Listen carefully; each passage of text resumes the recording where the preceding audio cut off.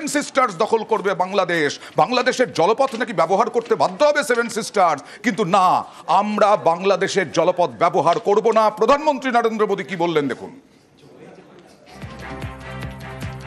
हमारी सरकार Kaladan multi modal transit project को तेजी से पूरा करने में जुटी है। ये प्रोजेक्ट कोलकाता पोर्ट को म्यांमार के सितवे पोर्ट से जोड़ेगा और मिजोरम होते हुए बाकी नॉर्थ ईस्ट को कनेक्ट करेगा। इससे पश्चिम बंगाल और मिजोरम की दूरी बहुत कम हो जाएगी। ये इंडस्ट्री के लिए, ट्रेड के लिए भी बहुत बड़ा वरदान साबित होगा। সেভেন সিস্টার্সকে বাংলাদেশের জলপথ ব্যবহার করতে হবে না। কিভাবে সেভেন সিস্টার্স বাংলাদেশের জলপথ এড়িয়ে মায়ানমারের জলপথে চলে যাবে, কথা বলবো আমার সহকর্মী অতনুর সঙ্গে। অতনুর কাছ থেকে জেনে নিন। মাল্টি মোডাল ট্রানজিট প্রজেক্ট এমন এক প্রজেক্ট যা বাংলাদেশকে ভয় ধরিয়ে দেওয়ার জন্য যথেষ্ট। কেন না, বাংলাদেশ এই যে হুমকি দেয় না যে সেভেন সিস্টার্সকে জলপথ ব্যবহার করতে দেওয়া হবে না, তো জলপথ যদি ব্যবহার না করে তাহলে এই ধরে নিন একেবারে সেভেন সিস্টারের একদম উপর দিকে, মানে আমি যদি বলি মিজোরাম বা মণিপুর বা নাগাল্যান্ড, এখান থেকে কলকাতা পর্যন্ত আসতে কতটা লাগবে হিসেব দেখুন। এই মিজোরাম থেকেই আমরা যদি আসি, এই ত্রিপুরা হয়ে, এখান থেকে মেঘালয় হয়ে, কোচবিহার, জলপাইগুড়ি, শিলিগুড়ি, চিকেন স্নেক হয়ে এই আসছি মোটামুটি 1,500 থেকে 2,000 কিলোমিটার। এতটা রাস্তা আমাদের আসতে হয়। এবার স্থলপথে আসতে গেলে পরিবহন খরচা অনেকটা পরিবহন খরচা। না, আমরা স্থলপথ ব্যবহার আর করবো না। মিজোরাম থেকে বা সেভেন সিস্টার থেকে কলকাতা বন্দরে আসতে গেলে আমরা বাংলাদেশের দরকার নেই, মায়ানমার হয়ে আসবো। সেটাই হলো এই নতুন প্রজেক্ট। কিভাবে? ধরে নেওয়া যাক এই মিজোরামের এখানে মণিপুর থেকে, নাগাল্যান্ড থেকে, আসাম থেকে, মেঘালয় থেকে, ত্রিপুরা থেকে সব পণ্য চলে এলো। এখান থেকে এইভাবে আস্তে আস্তে নদী পথে সব পণ্য চলে যাবে সিতোয়ে, মায়ানমারের পোর্ট সিতোয়ে। এই সিতোয়ে থেকে আমাদের চুক্তি অনুযায়ী, আমাদের প্রজেক্ট অনুযায়ী সরাসরি কলকাতা পোর্ট, সরাসরি কলকাতা পোর্ট। এই দূরত্বটা কত? 500 কিলোমিটার মাত্র। সুতরাং 2 দিন, 3 দিন, 4 দিন ধরে যে পণ্য আসতো স্থলপথে দরকার নেই, আর জলপথে বাংলাদেশকেও দরকার নেই। মায়ানমার হয়ে খুব কম সময়ে কলকাতায় পৌঁছে যাবে মিজোরাম থেকে পণ্য। একেবারেই আমার সঙ্গে রয়েছেন আন্তর্জাতিক সম্পর্ক বিশেষজ্ঞ অধ্যাপক মৈনাক পুততুণ্ড। মৈনাক, আমি অয়ন আছি আপনার সঙ্গে। কতটা চাপে পড়বে আরো বাংলাদেশকে আমরা কতটা জবাব দিতে পারলাম? দেখুন, বাংলাদেশ সরকার নিজে বারবার করে সেভেন সিস্টার্স এর কথা ইউনূস সাহেব বলেছেন, বা তারা যে বিভিন্ন সময়তে হুমকি চলেছেন আমাদেরকে নানা রকম ভাবে, যদিও তার নিজের গতি বর্তমানে খুব টলমল করছে এবং সেখানে মিলিটারি শাসন জারি হবে নাকি এরকম একটা প্রশ্ন দেখা যাচ্ছে। কিন্তু এর পরেও ভারত যে দুটো কাজ করছে, একদিকে আমরা বাংলাদেশের ট্রান্সশিপমেন্টের ফেসিলিটিটাকে বন্ধ করে দিয়েছি। এর ফলে বাংলাদেশ আমাদের ল্যান্ড পোর্ট গুলো এবং তার সাথে সে ধরুন আমাদের দিল্লিতে ইন্দিরা গান্ধী এয়ারপোর্ট এরকম বেসগুলোকে ইউজ করে বাংলাদেশের বিপুল পরিমাণ বাণিজ্য হতো থার্ড কান্ট্রিতে, সেটা কিন্তু আমাদের অনেকটা বন্ধ করে দিয়েছে বা বাংলাদেশ একটা বিশাল হিট হয়েছে সেটার জন্য বাংলাদেশের বাণিজ্য।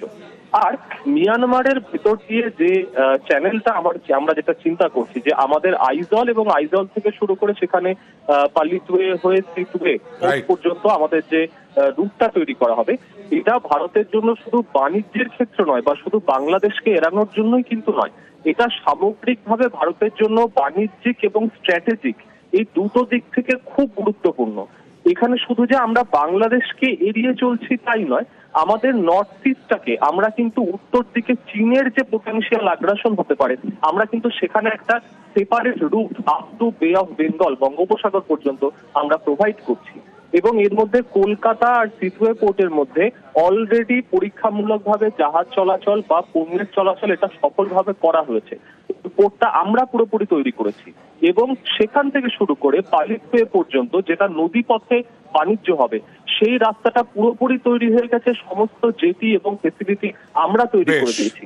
মাঝখানের একটা 150 কিলোমিটার সড়ক পথের কাজ এইটুকু খালি বাকি আছে, ওটা হলেই এই রাস্তাটা আমাদের। অনেক ধন্যবাদ।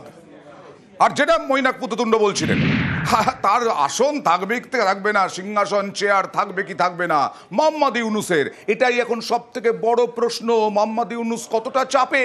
মোহাম্মদ ইউনূসকে পদত্যাগ করতে হবে, মোহাম্মদ ইউনূসকে দেশ ছেড়ে পালাতে হবে, কোথায় গিয়ে থাকবেন? আমেরিকায় গিয়ে থাকবেন শান্তিতে?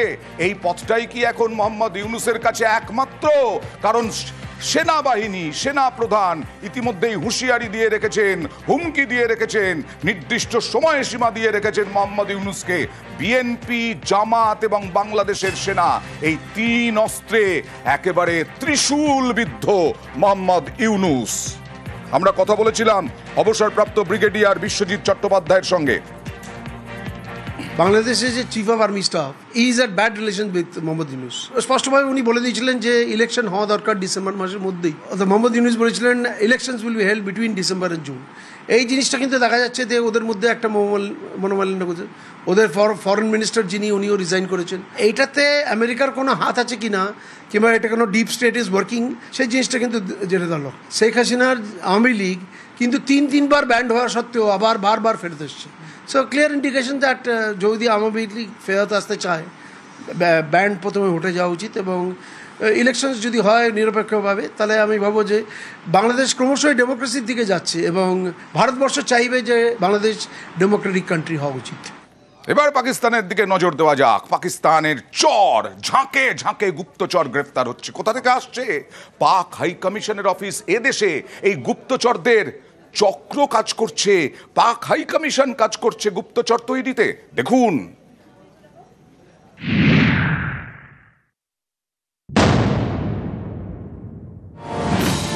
Hey guys, what's up? This is your Joe. Danish जी को स्पेशली शुक्रिया, इन्होंने देखो सबको अटेंड कर रहे हैं। নামে পাক দূতাবাস, পিছনে আইএসআইএস স্লিপার সেল, পাক চর তৈরির কারখানা। নয়াদিল্লির চাণক্যপুরীর শান্তিপথ, এখানেই পাক হাই কমিশনের অফিস অর্থাৎ পাক দূতাবাস। পাকিস্তানে যাওয়ার ভিসা তৈরির কাজকর্ম এখান থেকেই হয়। কি হাল है ਤੁਹਾਡੇ जी? दानिश जी को स्पेशली शुक्रिया। নয়াদিল্লির এই শান্তিপথেই কি কষা হয় ভারতে অশান্তি বাঁধানোর ছক? খতিয়ে দেখছেন গোয়েন্দারা। কারণ পাকচর হিসেবে ধৃতদের সঙ্গে পাক দূতাবাসের একাধিক কর্মীর সম্পর্কের হদিশ মিলেছে। যেমন জ্যোতি মালহোত্রা, তার সঙ্গে ঘনিষ্ঠ সম্পর্ক পাক দূতাবাসের কর্মী আহসান উর রহিম ওরফে দানিশের।